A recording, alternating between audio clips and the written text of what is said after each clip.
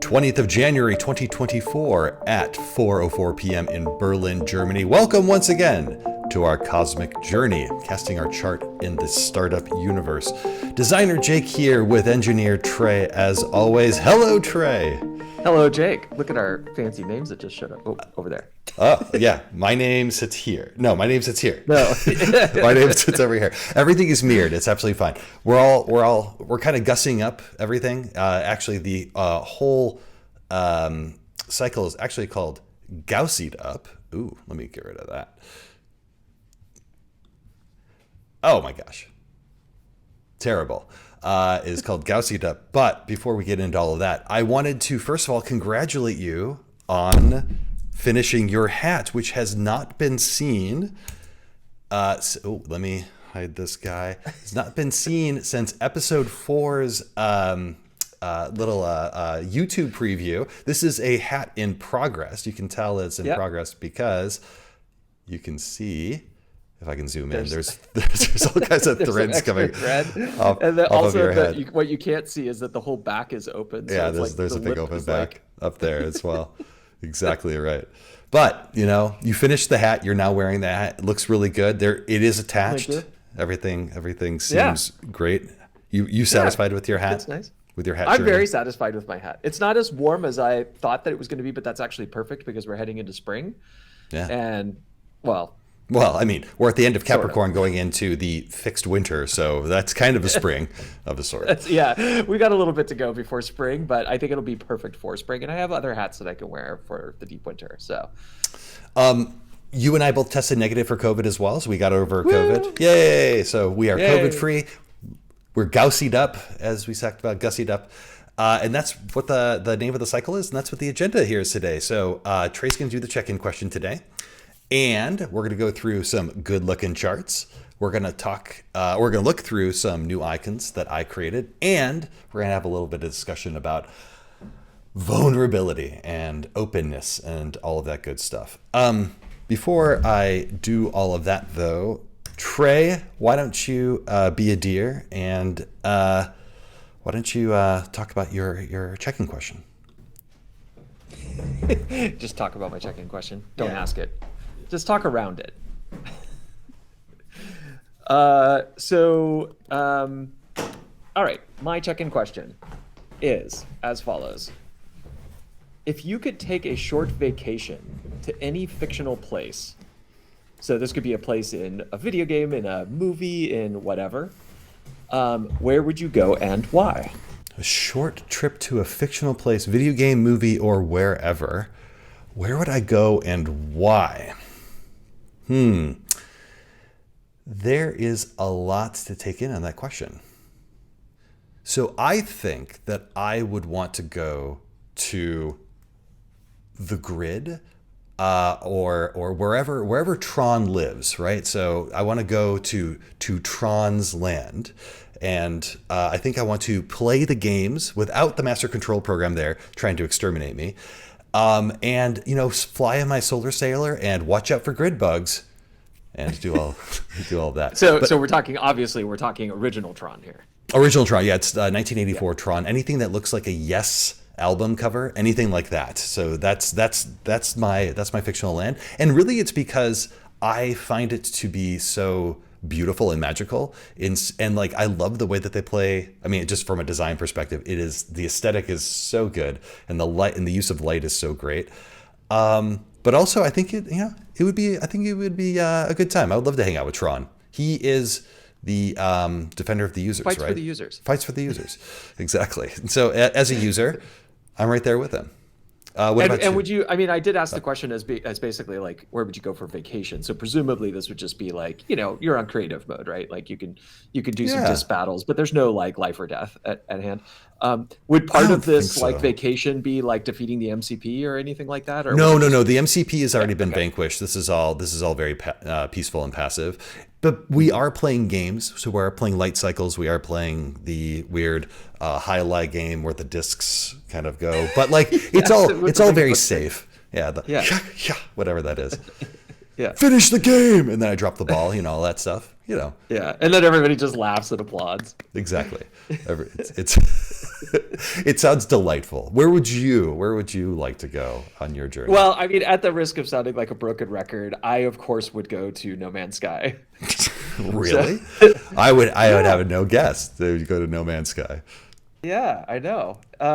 Yeah, just spend like a day or two at Bubble Lab Alpha, just kind of like hanging out with the folks there, maybe spend like a day or two at Camp Bubble Retreat. Or sorry, Sure. Camp Bubbleport Retreat. Camp Bubbleport Retreat, because it's named after Kennebunkport in Massachusetts, which my parents, by the way, oh, you didn't even know. I named this. I didn't know that. No. Yeah. So my parents named their house Teddybunkport, and so now we've got Bubblebunkport that Yes. we got going on here. So yeah. Yeah, Camp and then Bubblebunkport. like hang out on the freighter for a little while, and then jump around a few systems, discover a few new things, land on some planets, be like, this is cool. Well, it sounds lovely, and hopefully Yeah. the extreme temperatures and the lack of oxygen won't kill you. Yeah, but we already said that we're talking like creative mode basically, right? So no risk of failure. Yeah. Exactly how we're doing this startup as well. No risk of failure whatsoever. I don't feel like a failure, and I feel like we Not yet. I mean, give it time. Yeah, I mean, there's always days where I feel up and down, but today in this cycle I feel very good. And this is not just the COVID talking. I think that we actually did really, really well this cycle. Let's get into it. Let's start showing off this Gaussied Up chart, or Gaussied Up chart, if you would like to take it away. Yeah. So, voila! Look at that Gaussied Up chart. Ooh, that's Why are we nice. saying Gaussied Up? Because Gaussian you'll notice- blurs, of course. Exactly. The kids You'll love notice that Gaussian blurs. There's a slight blur on the background. Yeah, exactly. So,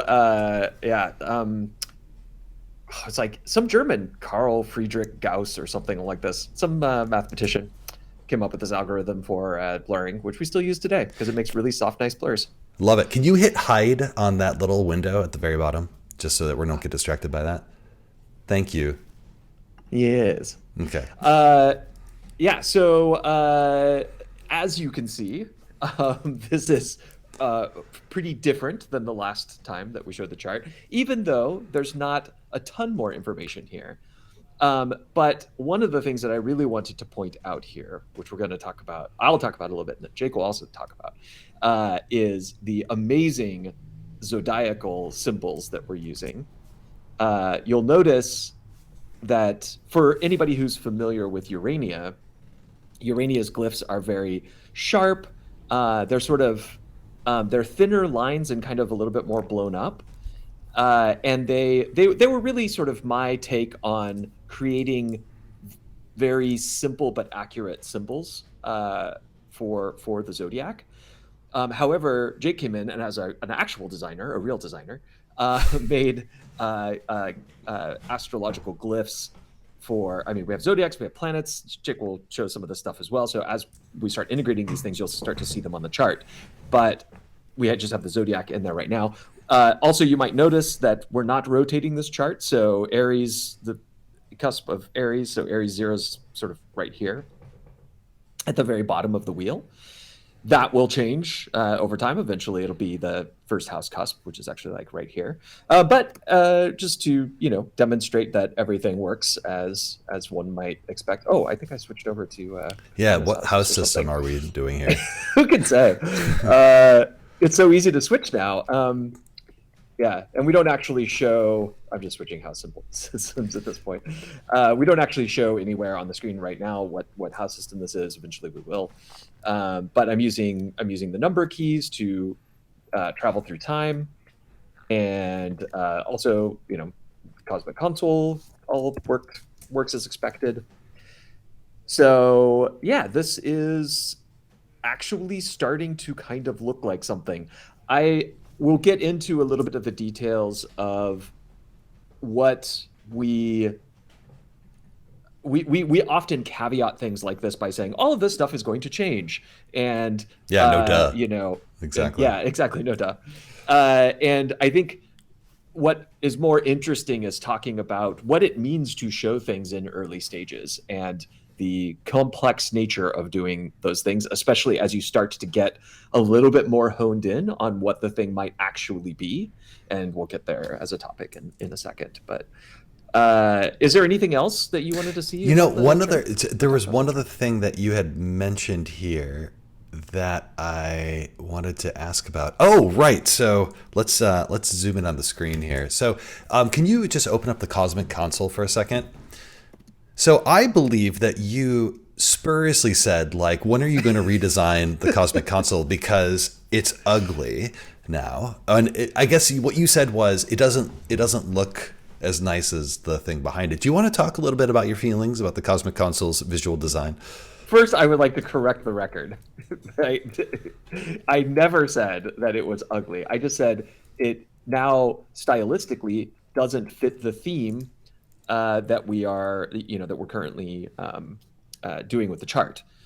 So, but of course, these things will They're come evolving. into alignment and shift over time. So, Yeah. yeah, it's completely fine. I just think that the sort of like slate bluish, Yeah, it sort of, doesn't necessarily work. It actually, yeah. now that you mention it, the slate bluish here, I can zoom in on it. The slate bluish, if you hit escape for a second, you can see that the background of the chart is kind of a darkish purple. That's that Gaussian blur. And if you then open up the Cosmic Console again, what you'll see is that slate blue doesn't really match the kind of deep purple that's going on there. And so that's Yeah. really that's just something that we can fix.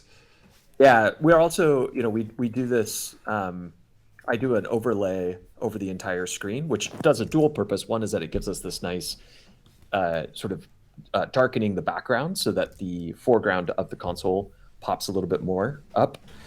But it also gives us a hit surface so that we can say, if you click away, I'm clicking on this area over Yeah, here. we So can if I see you click on click. that Yeah. area, then the console goes away. And that gives us a nice hit target for that as well. But we can also change that. We also have a drop shadow for the console itself, and Oh that can yeah, we also got to be fix shifted that and too. changed. And Yeah. yeah, exactly. And eventually, we're gonna have like a nice little like animation here of like where it pops up and goes poof, and lands. Like it pops up and lands on the chart. I don't know if we've ever shown that animation. No, because it's Maybe, yeah, it's not maybe we great. did. I can't remember. I can't remember if we showed the animation. Yeah. But if we did, you're going to see it up there. If we didn't, you'll see it in a future episode because it was my Oh, first. Yeah, go ahead. oh, sorry. I was actually gonna move on to the next topic. Sorry. Oh, Oh my okay. bad. Well, that's fine. No, Trey decided that we're done. Okay, so I'm sorry. Did I talk too much? Sorry. Let's go back to you. What else do you like to talk about? it's the joys of ADHD. Uh, I was going to say I'm not prepared to actually demo it, but the you can actually also all of the perspective stuff is also wired up. So, for example, I can say I don't actually care about the zodiac. I'm a Tarnas, Richard Tarnas sort of style. Doing sort of just looking at the big outer planets and their relationship to each other, and I don't want to see houses. I don't want to see zodiac. Etc. I can actually just turn those things off in the perspective, and they would disappear off of this wheel. It's not easy for me to do right now because those aren't actually wired up in the console today, Yeah, but it does work. that's cool. Well, we'll show that some other time. That's absolutely fine. Yeah, yeah. Trey did mention, and before you move off your screen for a second, so Trey did mention that you can't really see it in this screen here, but the zodiacal symbols that are around here have been redesigned, and to that, I think we'll just go over here to take a look at what we're calling the cosmic icons. So, nothing here. There's only really one icon here, maybe two or three, actually maybe a handful that I really want to talk about. For the most part, like they're all fairly standard. The reason that some of them are duplicated is because of some funny things that I'm doing in Figma. Don't worry about that. But some icons that I am especially proud of. I'm pretty big into my Vesta, although I just noticed that I have a mistake on my Vesta. Oh my goodness. Oh my goodness, no end Look at cap. What how happened? sharp. Look at how sharp that end cap is. Oh, now I got to do this. Okay, so I have to do this. Here, we're going to do it live. The endpoint is that. Oh, what happened here? Ooh, something happened. Something bad happened to Vesta, and she deserves better than what is happening to her.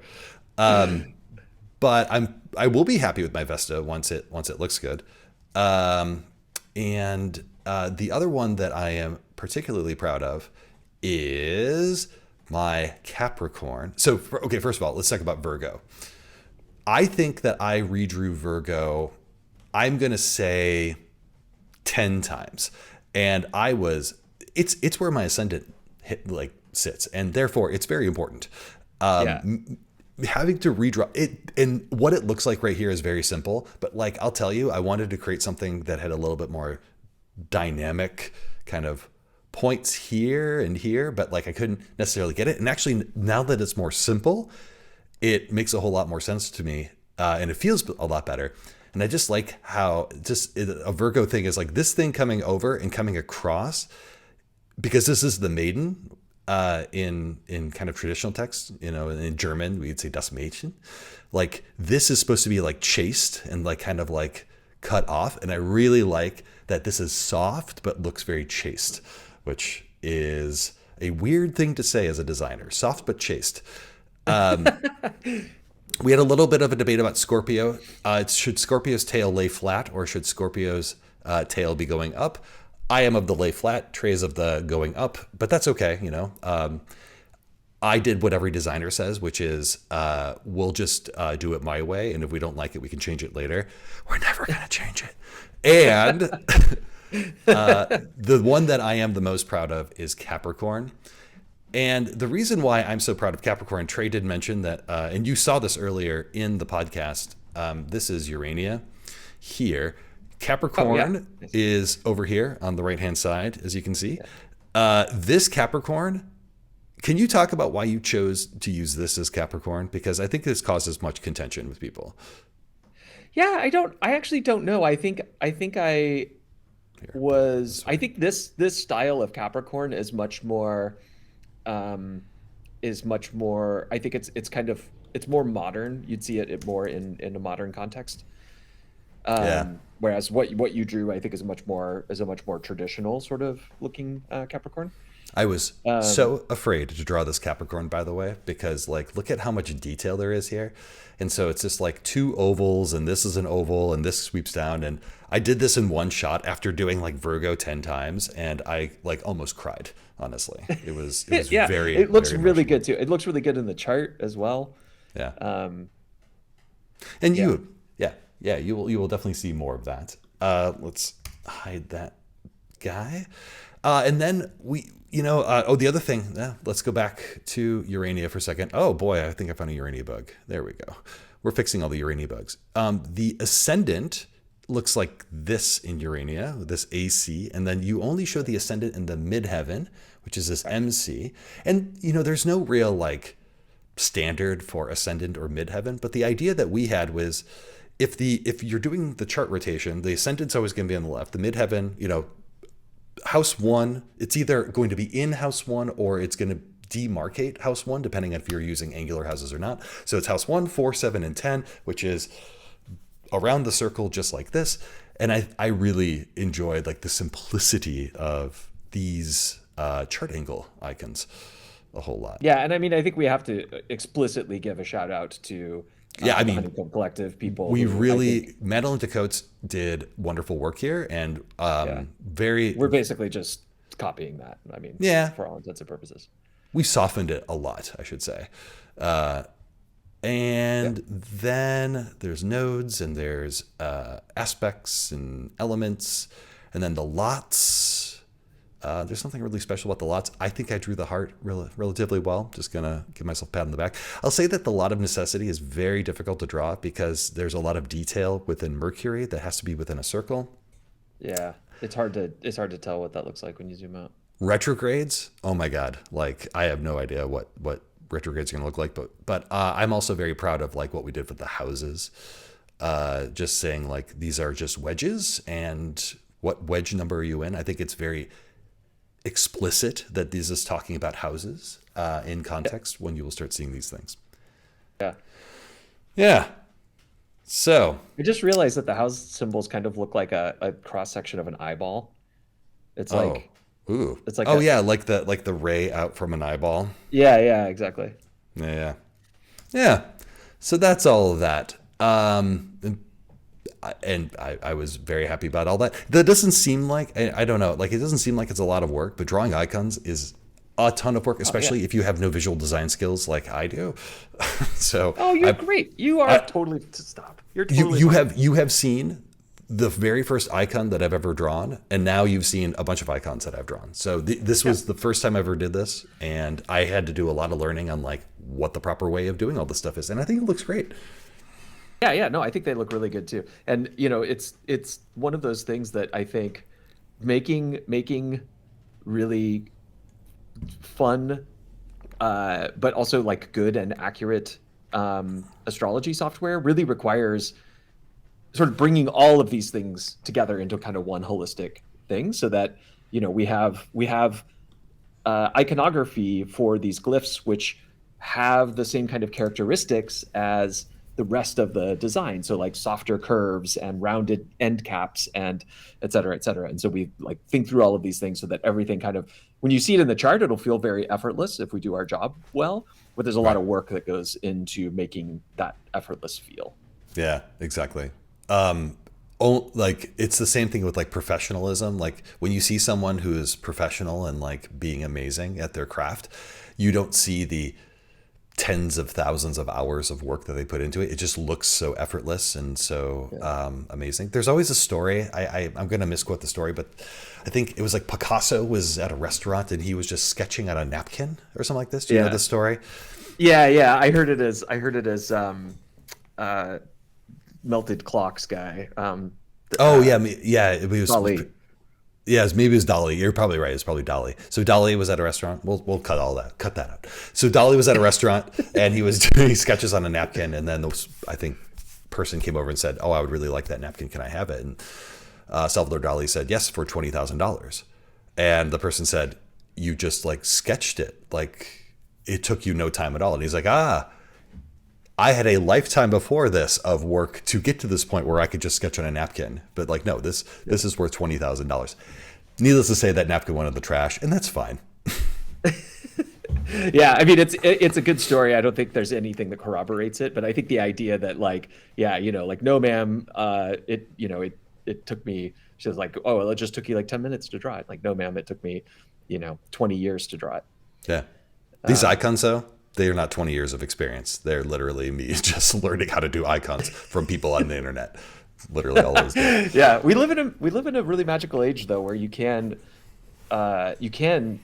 get up to you can get up to a reasonable level of competence in a lot of things relatively quickly Yeah. It's just the if you try. expertise past that. Like you get to this point Right. where you learn enough from YouTube and then you're like, I need to keep learning more. Oh, there are no more YouTube videos on this. I bet Yeah. I have to learn myself on how to do this stuff. Yeah, and I mean, there's no what's the phrase? There's no compensating for experience. Yeah. Like, Can't until speed you that do up. it.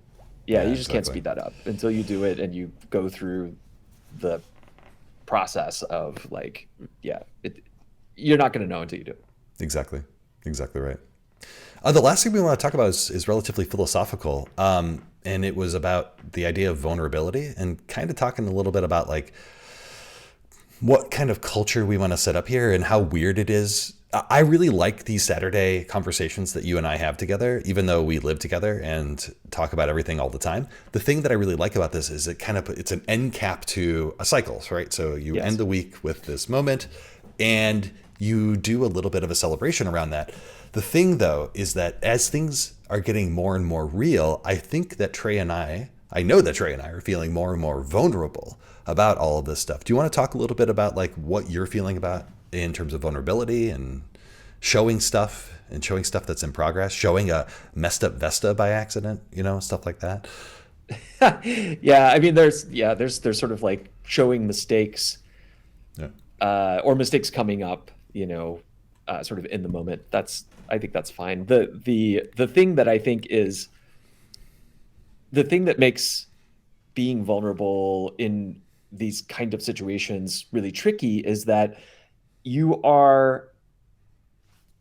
there is an amount of not knowing where you're going to end up, showing something today that is the best that you have at this moment in time, and knowing that it's going to evolve over time, but it's also starting to get closer to where you think it might actually end up. You're starting to then get into this territory of like, well, now it's getting real enough that what if people hate it? What if somebody watches this and they're like, well, I hate all of these gradients. I hate all of this drop shadow. I hate all of these, like, well, shit, I'm not going to do, I don't care anymore because it's, not my color palette or whatever, or whatever the things are that, and it's not necessarily, there may be people that feel that way, but it's less about the actual reaction of people and it's more about your expectation as a creator of the reaction of people. Yeah. And I think a lot of people's default answer, and we had a conversation about this just this week, about like whether we should continue to show things that we know might really turn people off or might really impact people in a weird way. And like we're putting a lot of trust and a lot of faith in people that watch these videos to say, like I can see where this is going and I'm going to, watch it unfold instead of making assumptions about, and this is why we're always giving these caveats when we show things saying, well, this is all going to change. Don't get fixated on this, that kind of thing. And I think we're going to just sort of stop doing that. And we're just going to show stuff and be vulnerable, because there's a flip side to this, which is really cool. And something that when I experience it, like when I see other founders of companies showing very early work or being vulnerable, I'm thinking specifically of the browser company that makes Arc, and they will show work early on that's rough, or talk about internal processes, or I'm thinking about GitLab as well, which has a very open, open culture. An open culture that, they actually have rando recordings of just meetings available online. You can just go and watch people talking about like stuff that, only certain teams within GitLab would actually really care about. Yeah. And there is something really cool about when you see other creators or other founders or other, just other people that are making stuff and giving it to the world, that you can then say like, well, they're just people. We're all just people. There's nobody's, like some people are smarter, some people are, more charismatic, some people are, like everybody gets their own sort of set of things. Some people can dance. I'm not trying to say that some people can sing. sing. Some people have goiters. Some people have goiters. All I'm saying is that there's nothing preventing anybody from doing any of this kind of stuff. And I think that's part of the joy of seeing creators early on in their process, is to say, well, shit, I could do, like what's different between them and me? They're just normal people. Just normal people. Yeah. They're just doing. Yeah. And it's just, we're just normal people just doing stuff that we're really, and I feel like it's cliche. I feel it's cliche at this point for creators to say things like, we're putting ourselves in a very vulnerable position, and therefore there's going to get haters. And then there's a lot of like, don't pay them any mind unless they pay you the bills. Unless they're paying the bills, don't pay them any mind. Thank you, RuPaul, for all of that. RuPaul. But like the thing that I'm most afraid of is the idea of like people. I want people to watch these videos because I want them to be inspired by us or ask us questions, or especially once we have software that they're using, I want them to get as excited about like what we're doing every week and like growing along with the journey with us. But there's this thing that can happen, especially in certain cultures. This is very prevalent in the American culture, is this idea of being kind, nice, but not kind. And the idea here is like, you're saying things like, oh, it looks amazing, I love it, whatever. But like, that's not what you actually feel. And you're not feeling like you can give us the actual feedback of like, no, this is not as good as I was expecting, and I would have expected more. Or like, had you thought about doing this and this and this instead? I I know that like people don't want to hurt our feelings on these things. And sometimes I get very embarrassed when I start showing things that we're creating, because I'm like, oh my God, you're putting yourself out there, and you just have to kind of like brave the storm. But I think some people might be nice and saying all the nice things, but not kind, as in like telling you you're screwing up here, here, and here, and I need you to kind of fix it. So part of this is trying to inspire people. Part of this is trying to like get other creators to be like, who are these two jagoffs? I can totally do better than they're doing. That would be great. I think more people just need to create stuff in this world. Giving us feedback, but also Trey and I want this to be a company where we default to open, and it's incredibly difficult to default to open unless you are going to be open yourselves. And that's why we do this every week, even though we get about 20 views on our videos, up from like 8, but that's great. You know, we're growing, but like trending in the right direction. YouTube algorithm obviously picking us right up, and everyone else is just clicking off, and that's absolutely fine. But I'm excited that once we have something out there and that people can start seeing our week over week progress, and then look back at like what kind of schmoes we were back when we were making these videos in, you know, January 2024. I'm hoping that it takes a little bit of inspiration to be like, they didn't have anything special. All they had was like their determination and an idea of what the future is going to be. I don't know. Obviously, Trey and I have a lot of feelings about this that are kind of undifferentiated. I'm hoping to create a company that is very open, that everyone's very kind of transparent with one another about like boundaries and how they feel, and hopefully the community, that we can grow a community outside of, you know, this little box that I'm in, that can also be that like level of transparency and openness, and kind of like telling you the thing you need to hear, not the thing that you want to hear. Yeah, that's really well said. I like that. Lovely.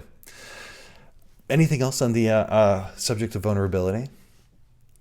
Do you want to end No, I don't think so. I think that about covers it. Well, this is a new thing for us. I am in, so usually my producer mode is already stressful. My producer mode now with this podcast, with all of these different views that we're doing here, is just super crazy. So thank you for tolerating my my lack of understanding of how production software works. Happy Saturday, everyone. Be well. We hope that you're having a lovely time wherever you're at, and we will see you next Saturday. Okay. Bye-bye now.